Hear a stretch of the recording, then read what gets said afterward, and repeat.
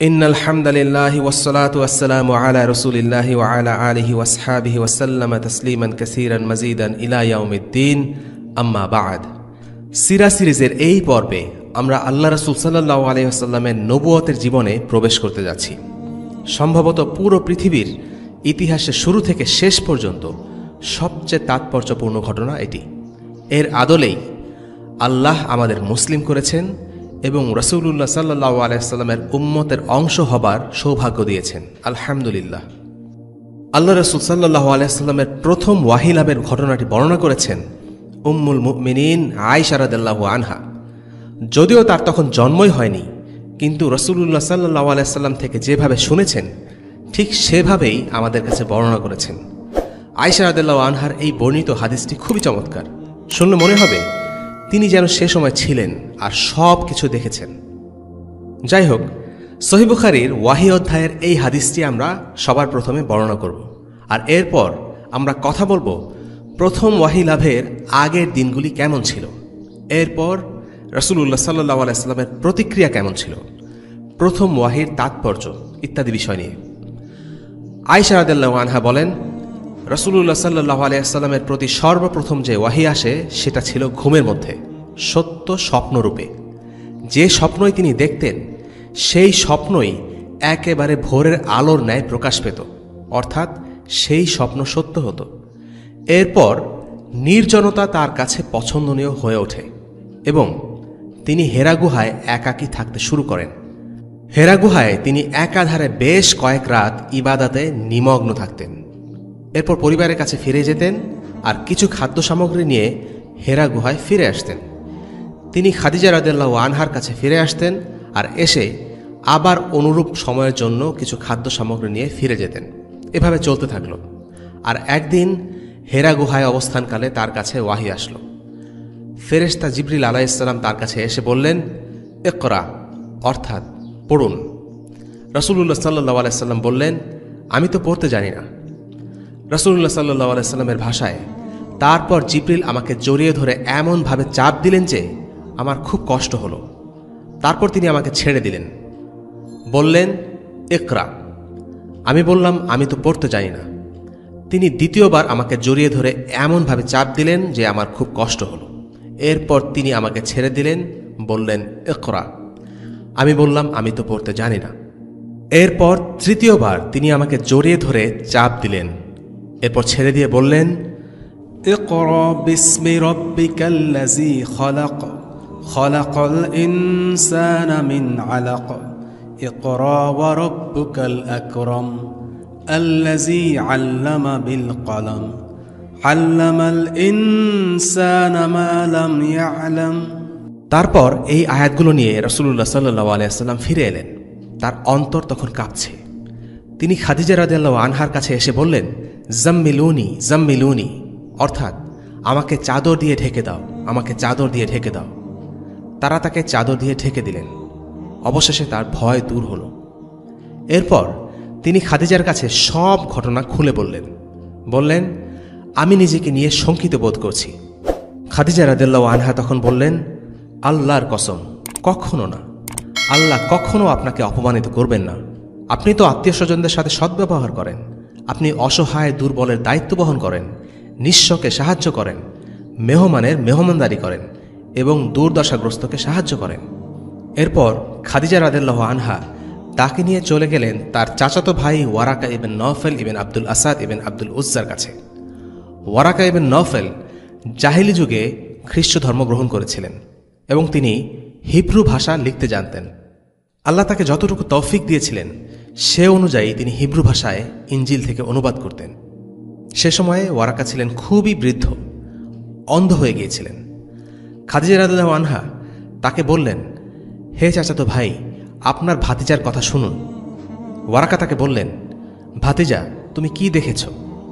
রাসূলুল্লাহ সাল্লাল্লাহু আলাইহি ওয়াসাল্লাম যা দেখেছিলেন তার সবই খুলে বললেন।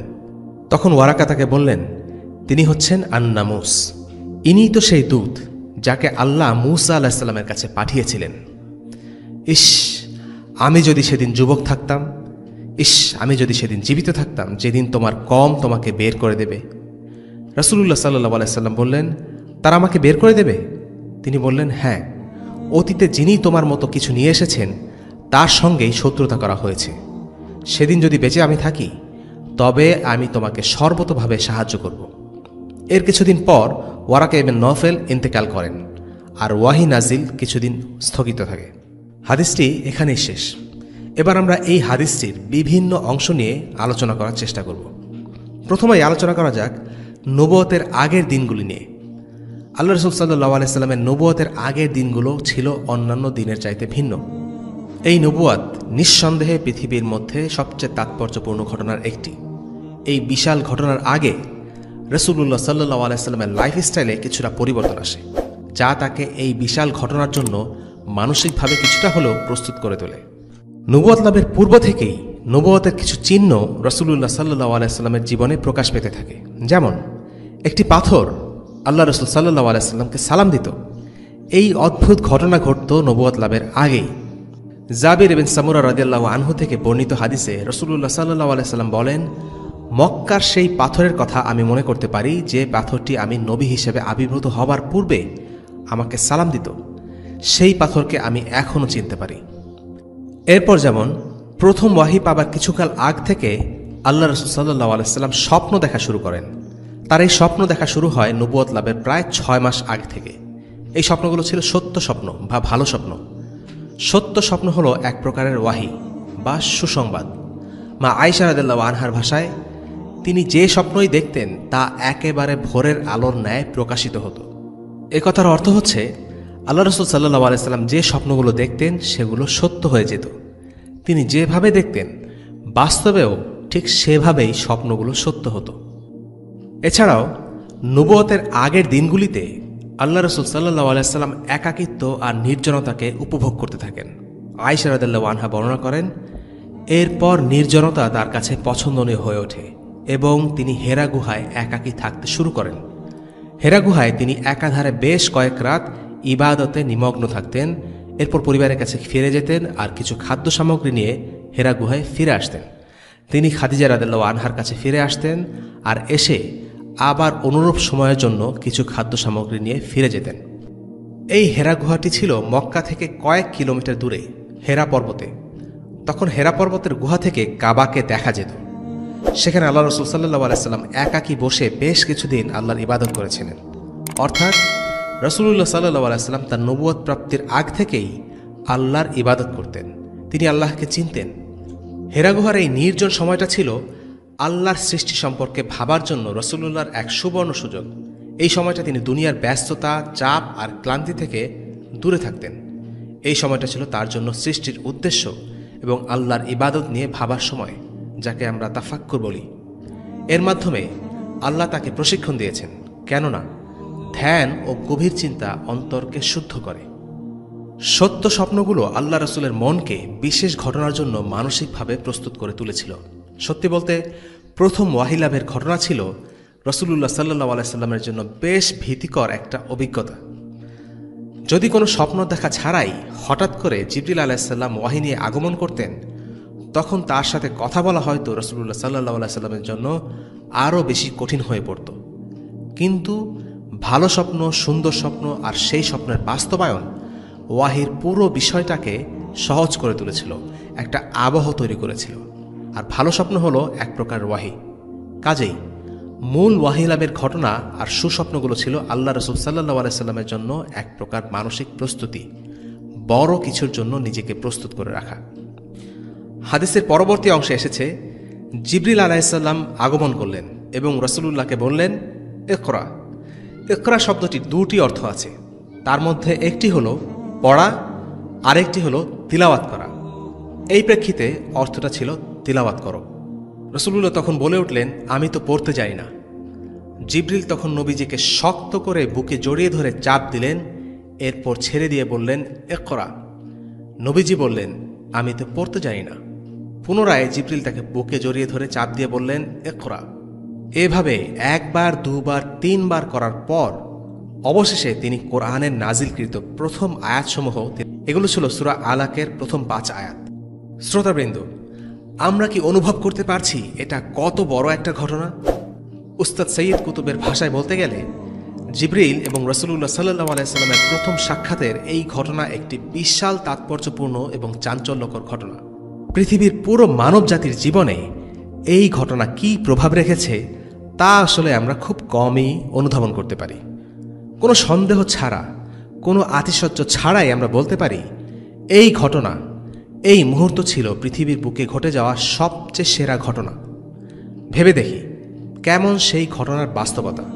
আল্লাহ, যিনি সর্বশক্তিমান, যিনি সৃষ্টি করেছেন যা কিছু অস্তিত্বমান, যিনি সব কিছুর মালিক, যিনি হলেন আর রহমান, তিনি সপ্ত আসমানের উপর থেকে পৃথিবী নামক একটি গ্রহে, যেটি কিনা সমগ্র বিশ্বজগতের তুলনায় একটি বিন্দু ছাড়া আর কিছুই নয়, সেই পৃথিবী নামক গ্রহে বসবাস করে একটি জাতি যাকে বলা হয় মানব জাতি।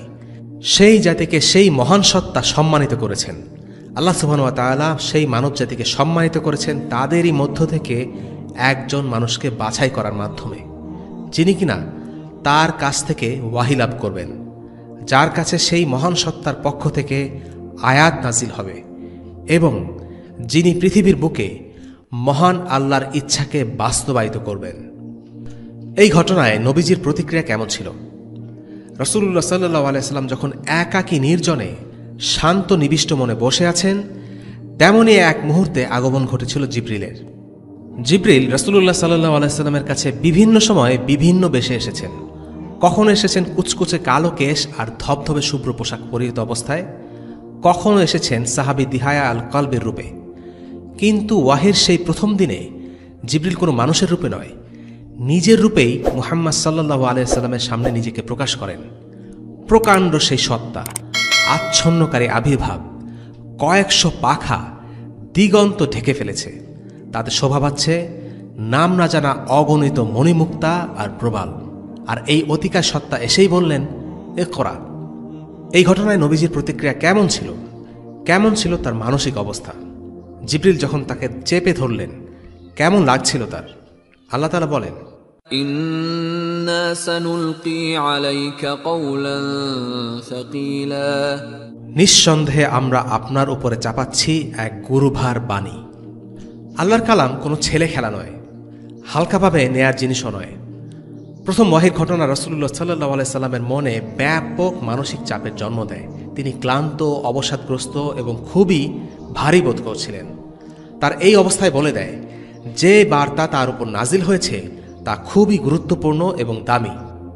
যে কঠিন অবস্থার মধ্য দিয়ে রাসূলুল্লাহ সাল্লাল্লাহু আলাইহি সাল্লামকে যেতে হয়েছে তা মুসলিমদের একটি প্রতীকী মেসেজ দেয়, আর তা হলো এই দিন অনেক কষ্ট আর ত্যাগের মাধ্যমে মুসলিমরা লাভ করেছে। জিবরিলের সাথে রাসূলুল্লাহ সাল্লাল্লাহু আলাইহি সাল্লামের এই সাক্ষাতের ঘটনা তার জন্য খুব শকিং একটি ঘটনা বললেও ভুল হবে না, কারণ তিনি ঘটনার আকস্মিকতায় এতটাই বিহ্বল হয়ে পড়েছিলেন যে কোনো কথাই বলতে পারছিলেন না, শুধু বলছিলেন জাম্মিলুনি জাম্মিলুনি। তিনি নিজেকে চাদর দিয়ে আবৃত করতে দিতে বলেছিলেন। প্রচণ্ড ভয় পেলে গরমের মাঝেও মানুষের শীত লাগে। সম্ভবত রাসূলুল্লাহ সাল্লাল্লাহু আলাইহি সাল্লাম একই কারণে বলেছিলেন তাকে যেন চাদর দিয়ে আবৃত করে দেয়া